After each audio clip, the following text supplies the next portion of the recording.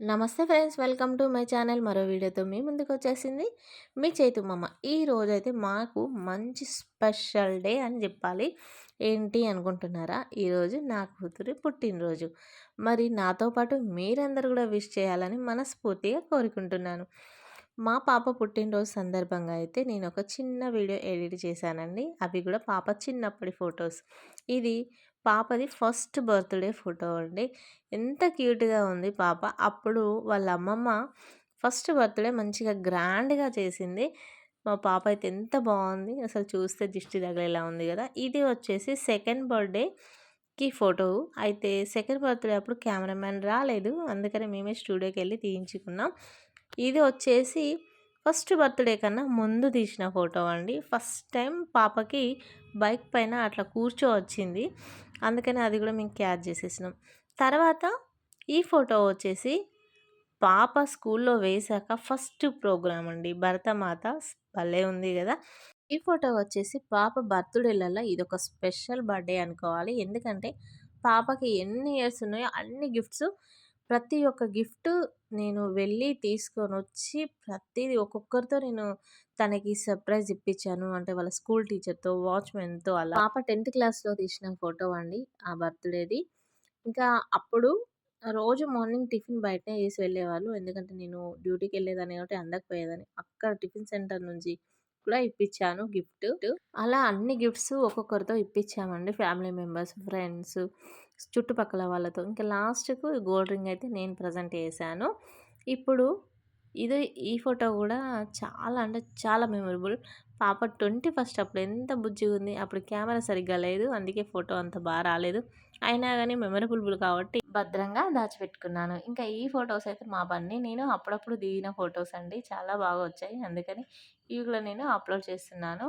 ఇంకా మిగతా ఫోటోస్ అయితే చూడండి. పాపకైతే బర్త్‌డే విష్ తప్పకుండా చేయండి. మరోసారి బన్నీ బేటా హ్యాపీ బర్త్‌డే టు యూ. మీరు కాముగా ఎందుకుంటారండి? నాతో పాటు మీరు గూడా నా కూతురికి పుట్టినరోజు శుభాకాంక్షలు చెప్పండి. మీరు మీ ఆశీర్వాదం ఇయ్యండి. తను ఫ్యూచర్‌లో మంచి డాక్టర్‌గా పేరు తెచ్చుకోవాలని.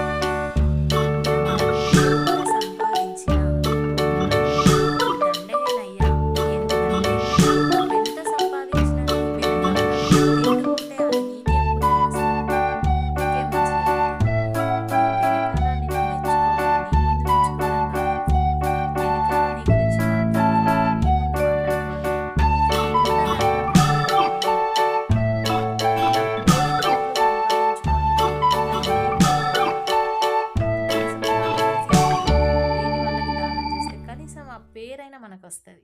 నలుగురికి అన్నం పెట్టి చనిపోయిండ్రు అని. మీరేమంటారు?